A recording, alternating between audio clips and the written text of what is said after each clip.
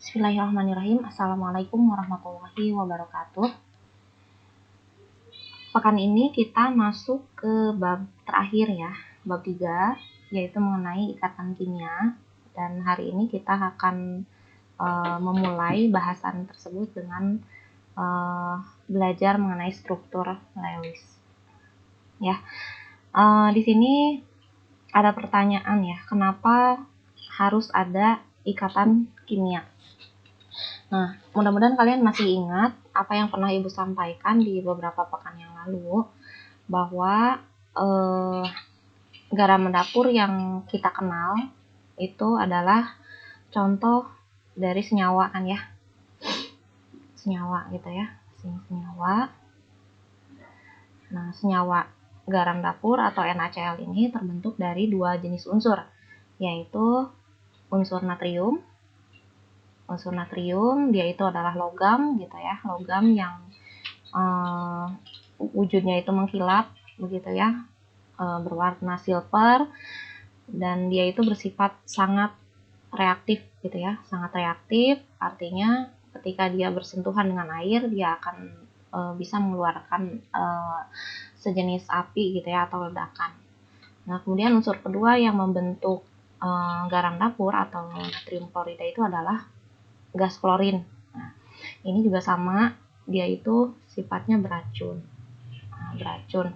Dan penggunaannya dalam kehidupan sehari-hari umumnya ya, bahan-bahan yang mengandung klorin itu biasanya untuk pemutih gitu ya, digunakan untuk pemutih atau desinfektan. Nah, kalau ditanya di sini ya, kita bicara kestabilan, ternyata natrium atau klorin itu keduanya sama-sama tidak stabil. Kenapa? Karena baik natrium atau klorin, keduanya itu adalah unsur ya, ini juga unsur. Nah, Ibu kan pernah bertanya juga ya, di alam semesta ini mana yang paling banyak jumlahnya ya, antara unsur, senyawa,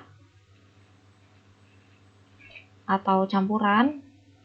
Nah, jawaban yang benar itu kan kemarin kita pernah bahas ya, yang paling banyak itu adalah campuran ya, kemudian senyawa, nah dan yang paling sedikit itu adalah unsur. Nah, buktinya apa? Buktinya contoh campuran yang kita kenal itu kan adalah air laut ya, air laut. Nah, kita paham ya bahwa 70% dari bumi, 70% dari bumi itu kan terdiri dari perairan ya, terdiri dari perairan, dan kita tahu bahwa air laut itu komponen terbesarnya itu adalah NaCl gitu ya, NaCl, tapi dia itu memang berfasa aqueous gitu ya, artinya ada padatan garam yang dilarutkan dalam air. Ini jumlahnya sangat melimpah, sehingga garam dapur pun yang yang digunakan di rumah tangga gitu ya, itu umumnya diambil dari air laut karena jumlahnya sangat melimpah. Nah, proses untuk mendapatkan senyawa dari campuran air laut itu ya tentu lebih lama ya, artinya karena jumlah senyawa itu relatif lebih sedikit, apalagi kalau bentuknya itu sudah padatan seperti ini ya. Nah, kalian bisa tahu petani garam yang memproses air laut menjadi garam dapur gitu yang berbentuk padatan itu kan prosesnya lama ya, jadi harus diuapkan terlebih dahulu, kemudian harus dipisahkan dari pengotornya, nah gitu ya. Nah, apalagi proses untuk mendapatkan unsur ya, unsur natrium, unsur Cl misalnya ya, kita ingin mendapatkan logam natrium dari garam dapur misalnya, apakah bisa? Ya bisa, ada proses namanya elektrolisis ya, tapi itu proses yang sulit ya, tidak semua orang mampu melakukannya ya. Jadi di sini Ibu katakan bahwa selain gas mulia, nah gas mulia itu adalah unsur-unsur golongan 8A ya, yang sudah kalian hafalkan kemarin. Sebagian besar unsur yang ada di alam itu terdapat dalam bentuk senyawa. Nah, senyawa itu apa? Senyawa adalah gabungan dua unsur atau lebih yang terikat secara kimia, gitu ya, secara kimia. Jadi bisa kita simpulkan bahwa ikatan kimia itu dibutuhkan suatu unsur untuk mencapai kestabilan. Jadi kalau ditanya mana yang paling stabil ya antara natrium gitu ya, dan klorin dengan NaCl, pasti jawabannya adalah yang ini ya. Dan bisa dibilang memang kestabilan ya, kriteria unsur yang stabil atau tidak stabil itu memang berkaitan erat dengan konfigurasi elektron. Nah, terutama elektron valensinya ya. Nah, elektron valensi kita sudah paham insya Allah ya. Elektron valensi, setiap unsur itu memiliki elektron valensi ya. Setiap atom itu punya elektron valensi. Elektron valensi itu adalah jumlah elektron pada kulit terluar.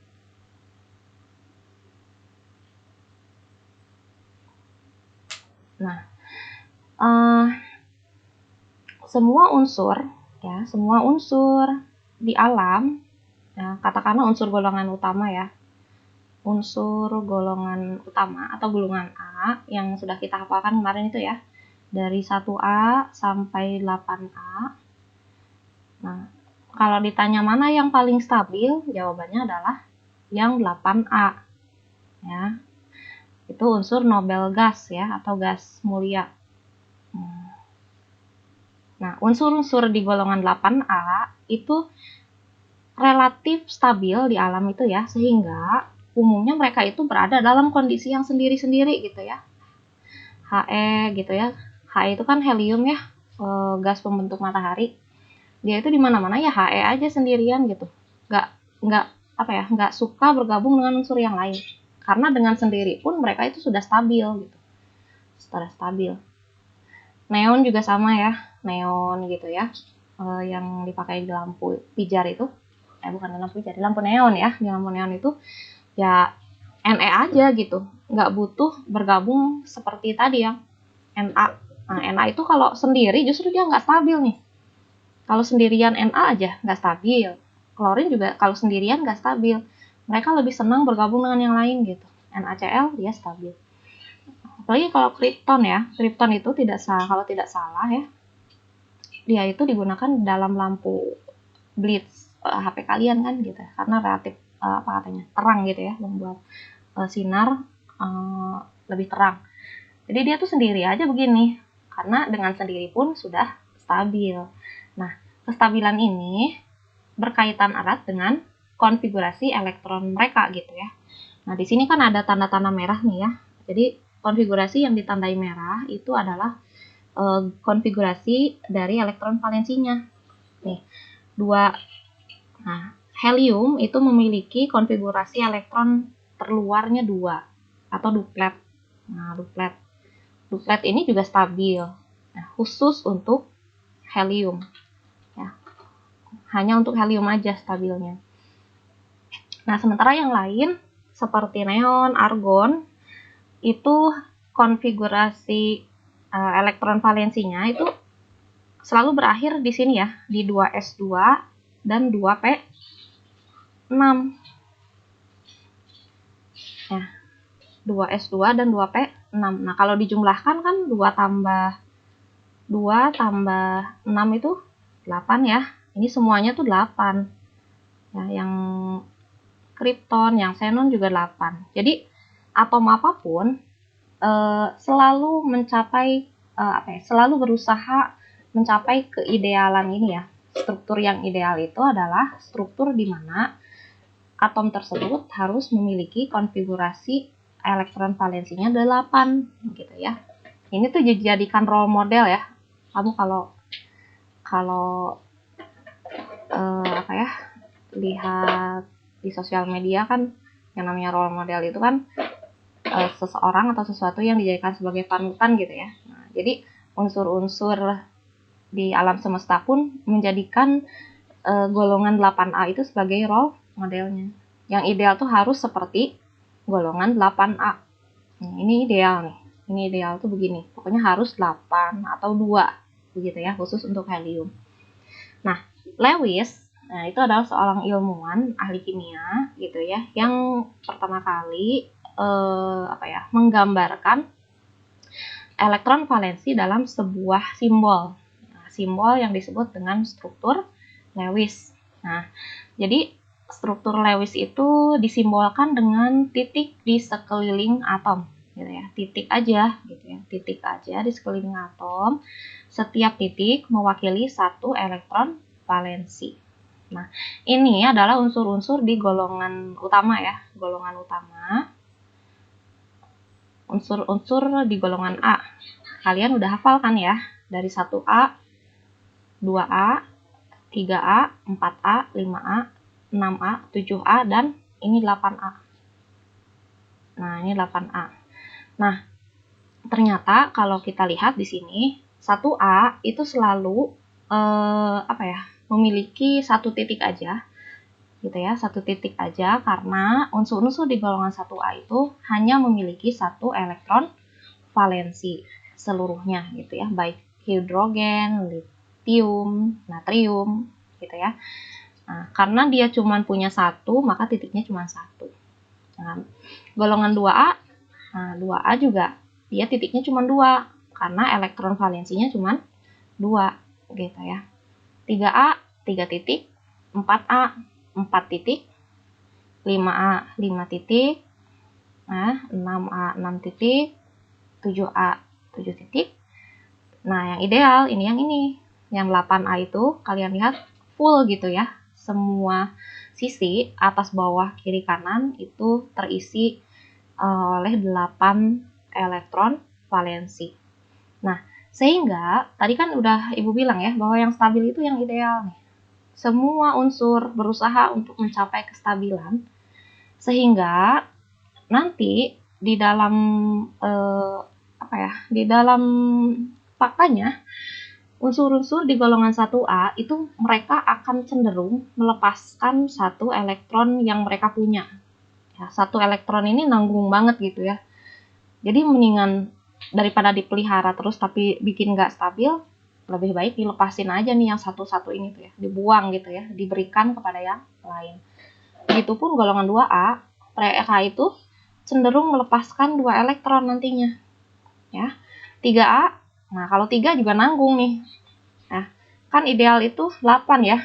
Kalau dia punya 3, berarti kan dia harus mencari 5 supaya jadi 8 kan? Nah, mereka itu akan lebih senang melepaskan 3 daripada mencari 5. Kan lebih repot nyari 5 ya. Ya, lebih repot mencari 5 daripada melepaskan 3. Ini juga nih yang kedua. Idealnya 8.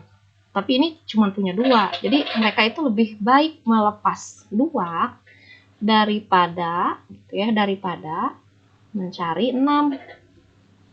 Mencari 6. Nah, ini juga sama. Yang satu, lebih baik melepas 1 daripada mencari 7. Nah, karena role modelnya itu sekali lagi 8 gitu ya. Nah, khusus untuk golongan 4A kita tidak bahas di sini ya, karena 4 itu sebetulnya nanggung gitu ya. Nanti kita akan bahas di bagian ikatan kovalen. Nah, 5, 6, 7 itu sama. Nah, kalau yang 5, berarti lihat, kalau 5 itu dia udah cenderung lebih senang menerima 3 gitu ya. Menerima 3 karena dia udah relatif banyak nih punyanya nih. 5 tuh daripada ngebuang 5 ya, daripada melepaskan 5 lebih baik menerima 3 gitu ya. Ini pun yang ini sama, 6A itu lebih senang dia itu menerima 2 daripada melepaskan 6. Kan sayang ya, udah punya banyak nih 6, tinggal nyari lagi aja 2 gitu ya, tinggal nyari 2. Nah, apalagi yang 7 nih, 7 itu udah hampir penuh kan. Jadi daripada membuang 7 yang udah banyak, ya lebih baik mencari 1 tambahan dari yang lain kan begitu. Ya.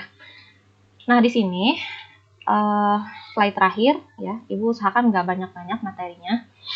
Slide terakhir, Ibu ingin kalian itu mengisi tabel ini ya, melengkapi. Di sini Ibu udah kasih contoh-contohnya ya. Misalnya ini litium. Litium dengan 3 elektron, dia itu konfigurasinya kan begini ya. 1s2, 2s1. 3-nya dilihat dari sini nih. 2 kan ditambah 1 itu kan 3 ya. Elektronnya ada 3. Tetapi yang menjadi elektron valensi itu adalah elektron di kulit terluar saja, tidak lain yang ini nih. Nah, yang satu ini jangan ditulis 3 gitu ya, karena elektron di kulit terluar di mana? Yang 2 ini. Ya, jadi ada litium itu punya 2 kulit nih. Di kulit ke-1 ada 2 elektron. Di kulit kedua ada 1 elektron, maka elektron valensinya adalah 1. Nah, karena 1 berarti struktur Lewisnya ya digambarkannya begini aja. Nah, dotnya 1. Boleh di kiri, boleh di kanan, di atas, di bawah, terserah kalian ya. Nah, karena dia cuma punya 1, maka dia tuh akan cenderung melepaskan 1 elektron. Sehingga konfigurasinya setelah melepaskan 1, ini berarti dicoret nih. Maaf ya, ini dicoret di sini. Ini dicoret. Ya. Jadi 2s1-nya kan karena udah dibuang, udah dilepas 1, berarti tinggal sisa 2 kan seperti ini. Sehingga lambang ion bagi unsur yang sudah melepaskan 1 elektron itu menjadi positif 1. Dari yang tadinya Li saja menjadi Li positif. Gitu ya. Nah, magnesium, ya, contoh yang kedua, magnesium itu punya elektron 12. Berarti kan dijumlahin ya dari sini nih. 2 tambah 2, 4, tambah 6, 10, tambah 2, 12, gitu ya. Tapi elektron valensinya tidak ditulis semuanya. Elektron valensi itu adalah yang ini, yang merah aja. Elektron di kulit yang paling luar, di kulit ke-3. Gitu. Jadi Ibu tulis 2. Nah, dengan demikian struktur Lewisnya tuh seperti ini. Dotnya ada 2 ya, di kiri di kanan. Gitu. Sehingga kalau dia punya 2, dia itu akan cenderung melepaskan 2 elektron. Ini konfigurasi elektron yang barunya. Setelah yang terakhir ini dibuang gitu ya. Dibuang berarti kan sisanya. Nah, kalian lihat di sini konfigurasi elektron baru, ini kan 2 ya. 2 itu sudah duplet. Duplet mirip yang apa? Mirip helium ya. Kalau ini udah oktet. Oktet itu 8. Nah, ini 2 tambah 6 itu dia sudah ideal, ini sudah oktet. Jadi dia itu sudah stabil. Nah, kalau ditanya mana yang lebih stabil gitu ya antara atom magnesium yang Mg ini dengan Mg2 positif, mana yang lebih stabil? Nah, tentu yang ini yang stabil itu. Yang stabil karena dia konfigurasinya itu sudah 8. Elektron valensinya itu sudah 8. Nah, meskipun secara penulisan dia akhirnya ada kationnya ya, jadi ada muatannya nih, Mg2 positif. Oke, yang terakhir nih, contohnya 7 ya, 7 nitrogen. Itu konfigurasinya ada 2 elektron di kulit pertama, kemudian ada 5 elektron di kulit kedua, sehingga elektron valensinya itu adalah 5. Lewisnya bagaimana? Ya, kalian tinggal tulis 5 aja di sini ya. Boleh kiri kanan, atas bawah gitu ya, yang penting 5. Boleh begini ya. Nah, karena udah dapat 5, berarti untuk bisa jadi 8, dia itu cuman tinggal mencari 3 kan? Dia menerima 3 elektron. Sehingga konfigurasinya, nih ingat, ini menerima 3 ya, berarti 3 yang ini, 3 yang diterima itu dia akan masuk ke sini nih. Ke subkulit P. Jadi dari yang tadinya 2P3, karena dia bertambah 3, menerima 3, dia akibatnya menjadi 6 kan? 3 tambah 3, 6. Nah, ini juga oktet nih. Oktet. Jadi ini stabil juga nih, lebih stabil, lebih disukai berbentuk negatif ya. Nitrogen 3 negatif daripada nitrogen berbentuk segini ya, berbentuk atom netral. Oke, jadi silakan kalian tulis rangkumannya di buku seperti biasa. Terus di bagian akhir kalian gambar ini tabelnya gitu ya. Nanti tugasnya digabung gitu ya, rangkuman dengan tabel ini disatukan saja, dimasukkan ke Classroom. Sekian dari Ibu. Terima kasih atas perhatiannya. Tetap semangat ya. Jadi harus kuat-kuatan, harus sabar. eh, sampai Desember paling enggak gitu ya, jangan menyerah dulu nih. Ibu lihat di setiap kelas itu ada saja gitu ya orang siswa yang sudah lelah mungkin ya, sudah jenuh. Nah, mudah-mudahan kalian yang menonton video ini tidak termasuk ke dalam golongan siswa-siswa yang jenuh dan menyerah ya. Oke, sekian. Terima kasih. Wassalamualaikum warahmatullahi wabarakatuh.